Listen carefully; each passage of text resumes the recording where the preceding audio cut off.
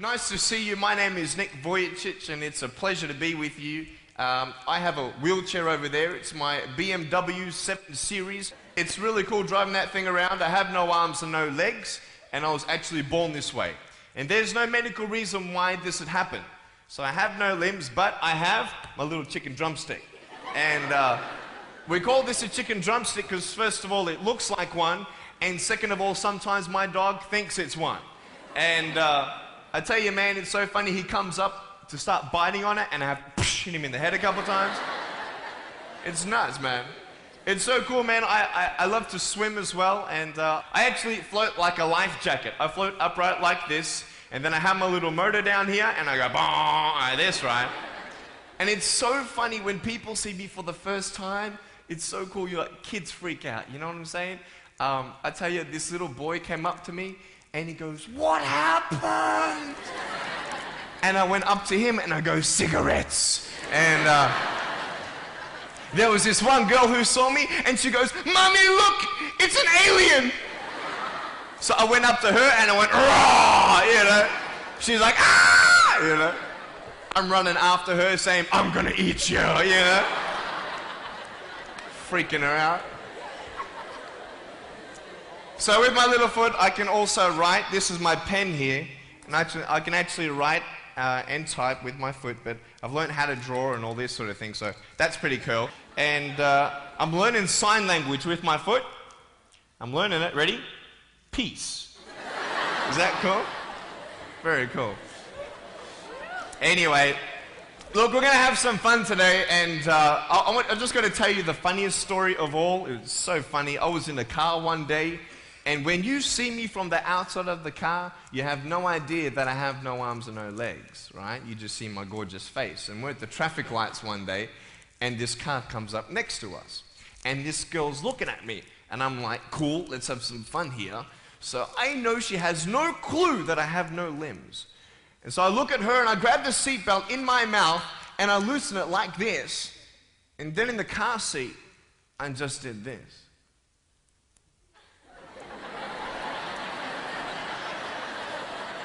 And she was like, "You're freaking me out, man."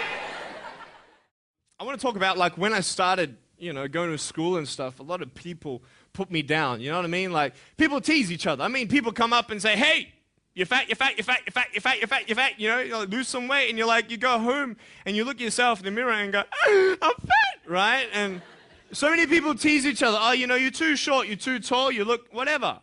Different hair and all that. It doesn't matter. See, the thing is, when you're in school, when you're growing up in life, it actually sort of matters to people how you look. And then it matters to you because it matters to others. Why? Why does it matter how you look? Because if they don't like you, then who will? If they don't accept you, then who will?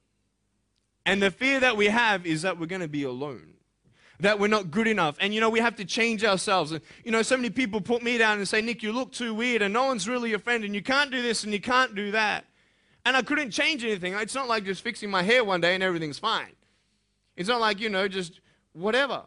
I couldn't change my circumstance. I couldn't just one day wake up and say, "Hey, give me arms and legs. I need arms and legs." You know what I mean? Like, I went to a bodybuilder, you know, and said, "Can you make me some arms and legs?" No joking. Bodybuilder, you get it? Right?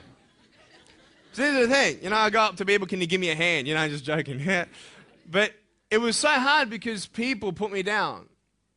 And I started believing that I was not good enough. I started believing that I was a failure, that I'd never ever be somebody who people would like or people would accept.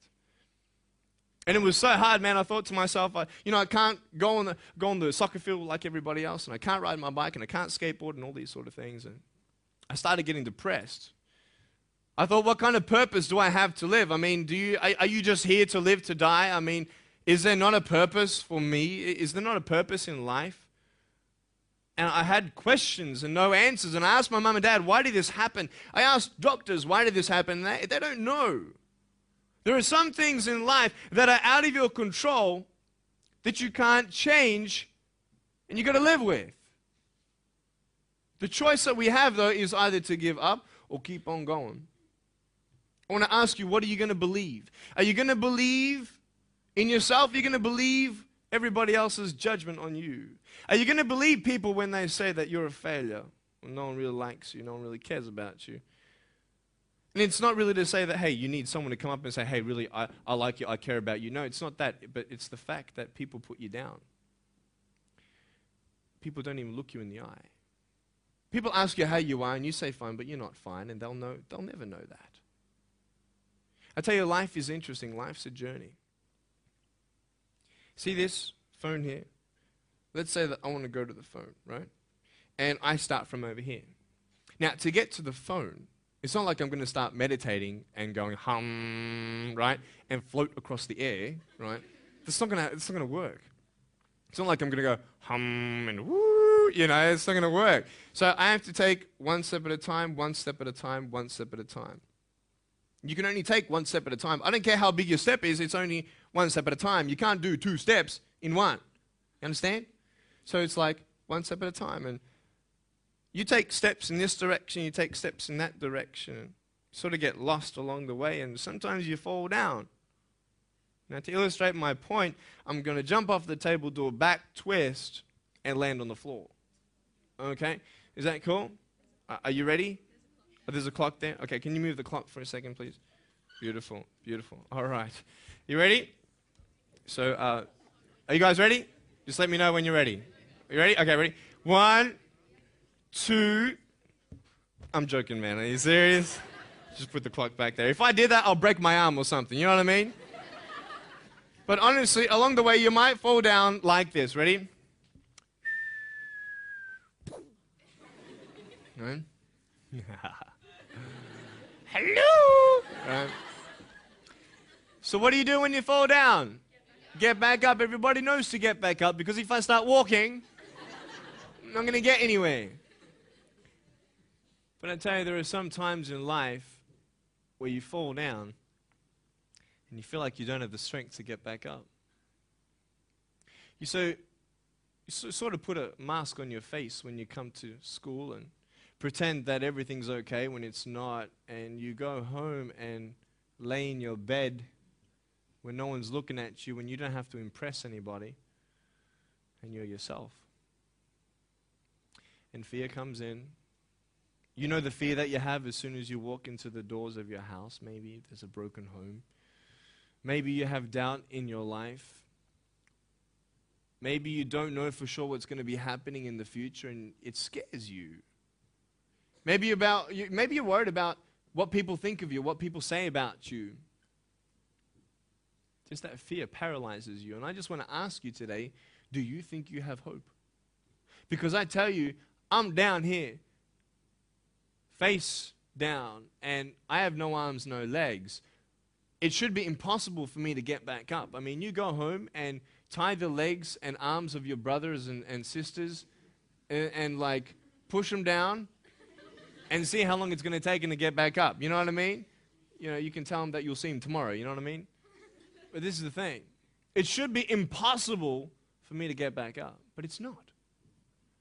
You see, I will try 100 times to get up, and if I fail 100 times, if I fail and I give up, do you think that I'm ever going to get up? No. But if I fail, I try again and again and again. For as long as I try, there's always that chance of getting up. Does that make sense? And it's not the end until you've given up. And just the fact that you're here should persuade you that you have another chance to get back up. There's still hope. I'm not here today to tell you that I understand your pain. I don't know how it feels to be abused. I don't know how it feels to feel, quote, fat and you've got an eating disorder. I don't know how it feels to have a broken home. I don't know how it feels. But I know how it feels to have a broken heart. And I know how it feels to be alone. And I want you to know that I found my strength in Jesus Christ, and you're going to find your strength in whatever you find it in. But I just want you to know that it's not the end. It matters how you're going to finish. Are you going to finish strong? And you will find that strength to get back up like this.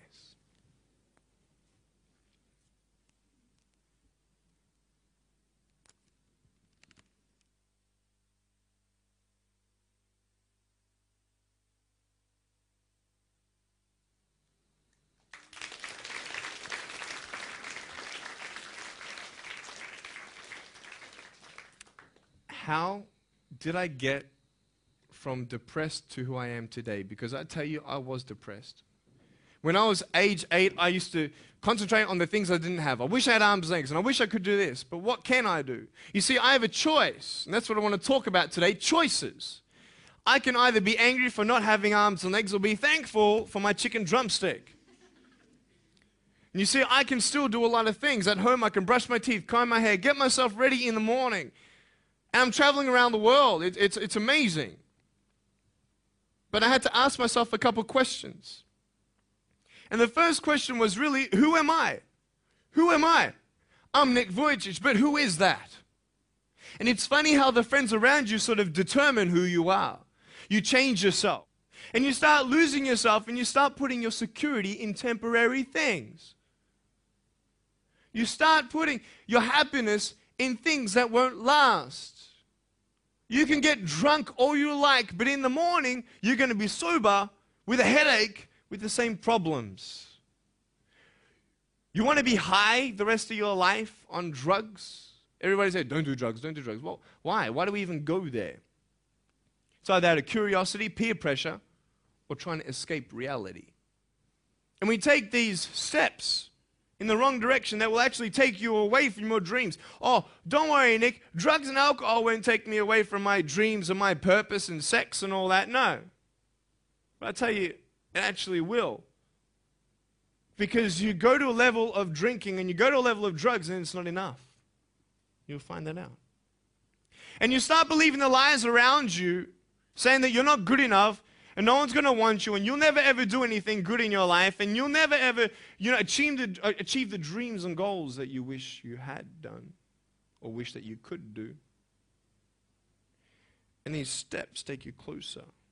That voice saying, you're not good enough, you're not good enough, you're not good enough, and all you need is one more step to fall. So you have a choice to know which step you're going to take today. Let me ask you, do you know who you are? You want to know who I think you are? You care about what your friends think who you are, You care about their opinion. You want to know who I am? You want to know what I think you are? I'll tell you right now. I don't care how you look. Honestly, if you're 400 kilos, I'm going to come up to you and give you a hug and say that I love you. I don't care if you're fat, short, tall, thin, what, I don't care, man. I really don't care how you look. I don't care if you're a good mathematician or a good athletic or not good at anything that you think. But I'm going to come and tell you that you're awesome just the way you are. I know so many teenagers who look themselves in the mirror and wish that they had a different body. Girls, you're beautiful just the way you are. You're gorgeous. You're gorgeous. I love you just the way you are. And you boys, you're the man. Because it's not how you look. When you see me for the first time, many of you felt sorry for me. Do you feel sorry for me anymore? No. Why? Because you know who I am. But don't you remember I have no arms and no legs? Life is not always good. Life is always not rosy. But life is worth living when you find purpose. If that's who you want to be, if that's what you want to do in life, then walk to it. One day at a time. That phone might feel so far away. In fact, it might seem impossible for you to reach that. Let's say that phone was all the way at the back of the room. How am I going to get off this table? I can't. How am I going to get there? I can't. But I want you to know that nothing is impossible. Let me ask you one thing. If you went through your life full of pain, full of tears, and at the end of your life, you actually save somebody's life, is your life worth living? Is the pain worth someone's life? If you could actually save somebody, can you imagine?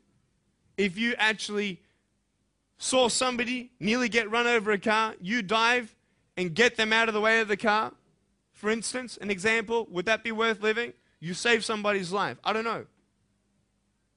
You have a choice every day you come to school to either tease somebody, gossip about somebody, or you can go up to them and encourage them. You can go up to somebody and say, hey, you're looking good today. When you ask them how you doing and they say okay and you know they're not okay, you can say, no, really, how are you doing? You could save somebody's life. Oh, really, Nick? No, I don't think so. Check this out. I was 6 years old, grade 1. 12 people teased me. I counted them all on my fingers. 12 people teased me.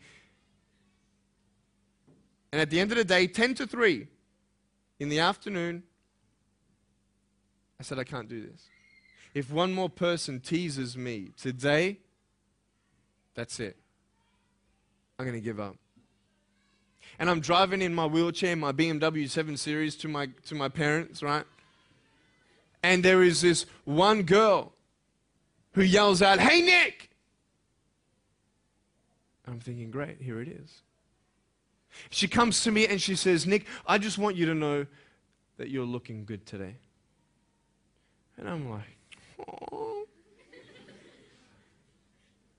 The power of encouragement. You can save a person's life. Because I tell you, I was walking, man, this way. You're not good enough. People telling me, no one loves you. There's nothing good in your life. You can't do this. You can't do that. No one's going to want to marry you and all these sort of things and get to the edge. And all I needed was that one more person to tell me that I wasn't good enough. And I'll be down there. Do you know that you could be that one person for somebody else to push them over? You don't know how many people have eating disorders in this school. You don't know how many people want to hurt themselves in this school. They hide it. You don't know how many people hate their life. Can you imagine that? Serious. Why? Just because you want to have fun. Grow up. Grow up. People say, well, I won't do it, but everybody else will. Be the change you want to see. And you be that person and turn them around. This school should have every person having a friend. You see somebody having no friends, why don't you go up to that person and be their friend? Because you're scared of what people think of you. We're all going through something. We're all trying to find that something, that happiness. You can find it. Nothing's really beyond your reach. Understand what I'm saying? But we're not all good at maths. We're not all good at athletics. We're not all good at, maybe telling colors. Big deal. Find what you love to do. I love loving people, man. I love encouraging people. It's the greatest thing. The greatest business in the world, saving people's lives. Love it. Choices are yours. Look at me and my life. I've made choices and this is how I am. This is where I am. And I love it. I want to talk about my wife. I'm not married. I don't know who my wife is yet. Right? It's okay. I know she's coming.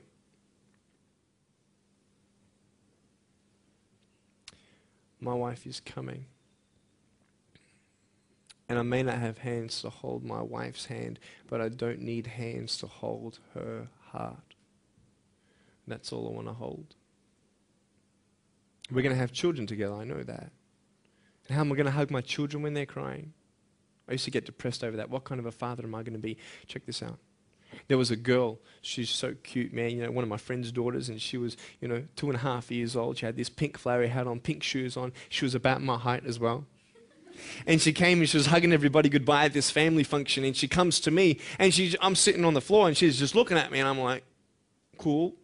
She's just staring at me. I'm like, okay, what can a 2.5-year-old honestly be thinking about? I'm like, this is so weird. And she was looking at me for about 25 seconds, and then she realizes something. Like this little light, bing, came to it. And she realized that I had no hands to hug, so when she came up to me to hug me, she put her hands behind her back. And she hugged me with her neck. I know. Isn't that more beautiful? It's so beautiful. And you'd remember what I said.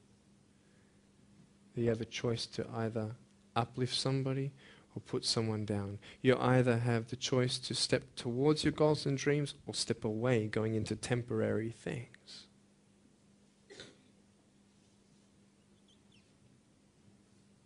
You have a choice to either give up or keep going. Give up or get up. When you fail, try again and again and again. Don't give up. And know that there is someone always out there who believes in you, who loves you just the way